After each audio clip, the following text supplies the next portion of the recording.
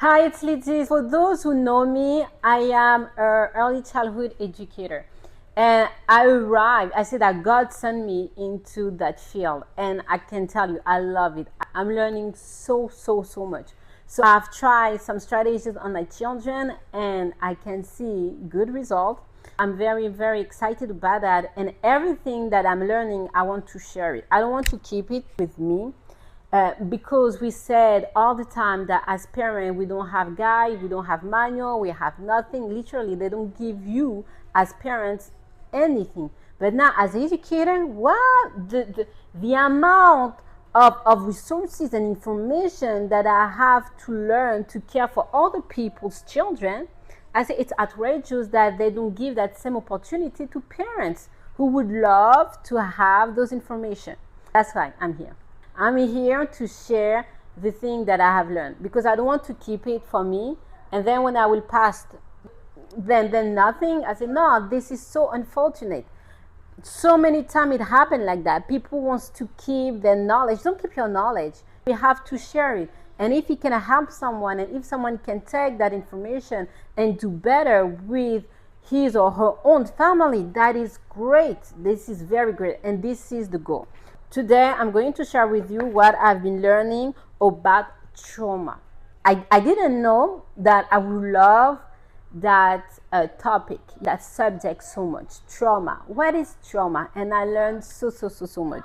Right now, we are studying a book. The title of the book is Reaching and Teaching Children Exposed to Trauma. And the writer is Barbara Sorrell. And I'm telling you, she is fantastic. I really love what she wrote, and it allows me to have another perspective. There is also another book that I read in parallel is The Body Keeps the Score, and I'm like, what? It's so eye-opening and heartbreaking at the same time.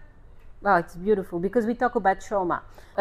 Please pay attention to what I'm going to tell you. I'm just going to tell you really like the lines that I love about the books to tell you what you need to know, at least the basic, the foundation. And then if you want to understand a little bit deeper, there is the book, The Body Keeps the Score, that you can go a little bit deeper. He said, we're talking about trauma. So this one is just the introduction, just to tell you, this is going to be good. So listen up. If we only address the symptoms and do not address the trauma that caused the neurochemical changes in the brain, we are only putting a bandage on the problem. You see? So that's why it's very important. Sometimes we see behavior and we're just going to, I would say, to rush or to quiet the behavior. But the trauma is still there. And then the question is, but what do you do with it? It's like the analogy with there is no smoke without fire. You can have the smoke and put all type of fan. But now you say, no. But here you have the fire. What do you do with the fire? Because if you extinguish the fire, if you quench the fire, then there is no smoke. But now when you have the smoke and you just put a lot of fan to say, there is no smoke, everybody's fine. You're not helping, you're not doing anything.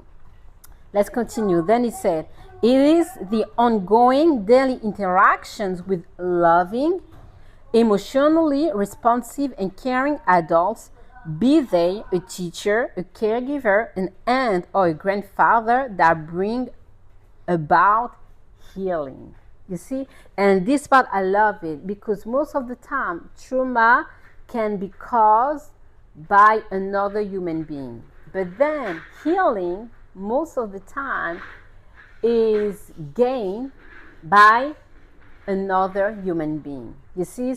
You cannot, someone who is who had that trauma will need the help of somebody else. That's why I love that part. And then they say, we currently have amassed more information and scientific research regarding the development of children than any other time in human history. But this body of information slips in university libraries. That's why I'm here. The little that I know, I'm going to share with you. The little that I know.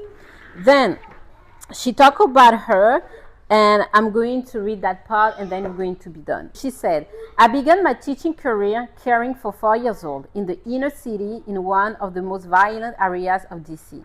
I cried on my way to work many mornings because I felt incompetent to meet the needs of the 18 children in my care. Although I had some significant experience with children, I found this group to be exceptionally challenging. When they didn't want to clean up, they threw paint, blocks, or anything in front of them. They cursed, bite, hit, and seemed to bounce off the walls. In my heart, I knew these were not bad children.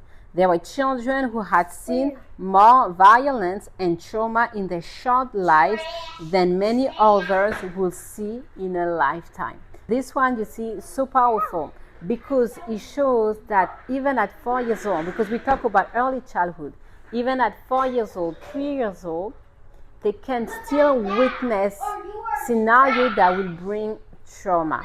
And that's part I want you to pay attention if you are parents. Even a newborn baby can be subject to trauma. And when you are in the classroom, and you have 4 years old biting, hitting, throwing stuff, as a caregiver, as an educator, you're like, what happened? You're like, that you were just born. What happened? And that sentence is very fundamental. That question is very fundamental. You're not going to say what's wrong, because you might say, what's wrong with that child? No, the right question is what happened.